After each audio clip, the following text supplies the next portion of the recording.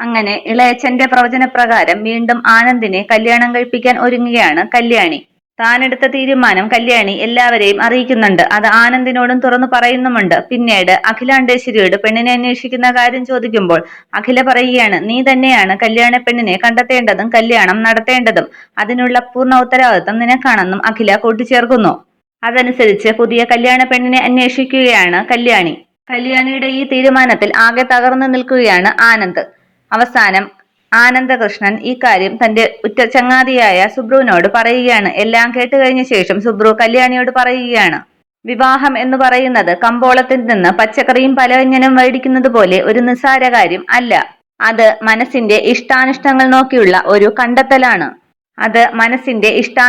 നോക്കിയുള്ള ഒരു കണ്ടെത്തലാണ്. ജീവിതാവസാനം വരെ വിട്ടുവീഴ്ചയുടെയും സ്നേഹത്തോടെയും ജീവിച്ചു കൊള്ളാമെന്നുള്ള ഒരു വ്യവസ്ഥയാണ്.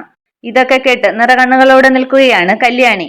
സുബ്രുവിന്റെ കൂടെ ഫാസിയുമുണ്ട്. സുബ്രു തുടരുകയാണ്, ഭാരതീയ ആചാരമനുസരിച്ച് ഒരു പുരുഷന് ഒരു പെണ്ണെന്നാണ് പ്രമാണം. അതാണിവിടത്തെ സംസ്കാരം. ഇതിപ്പോ ഭർത്താവിനെ കൊണ്ട് വീണ്ടും കെട്ടിക്കാൻ ഭാര്യ തന്നെ തുനിഞ്ഞിറങ്ങിയിരിക്കുന്നു. വിചിത്രം തന്നെയെന്ന് ദേഷ്യത്തോടെയും പുച്ഛത്തോടെയും പറയുകയാണ് സുബ്രു. സുബ്രുവിനോട് മറുത്ത് ഒന്നും പറയാതെ തലകുനിച്ച് തന്നെ നിൽക്കുകയാണ് കല്യാണി. ഇത് കേട്ട് ഫാസിക്കും വളരെ വിഷമമാകുന്നുണ്ട്. പക്ഷെ ആരെന്തൊക്കെ പറഞ്ഞാലും കല്യാണി തന്റെ ഉറച്ച തീരുമാനത്തിൽ നിന്നും പിന്മാറുന്നില്ല. താൻ ദൈവത്തെ പോലെ കാണുന്ന ശിവരാമസാറിന്റെ ജീവന് വേണ്ടി ആനന്ദിനെ വീണ്ടും കല്യാണം കഴിപ്പിക്കാൻ തന്നെയാണ് കല്യാണിയുടെ തീരുമാനം. ഇത്രയുമാണ് പ്രമോ. Okay, thank you.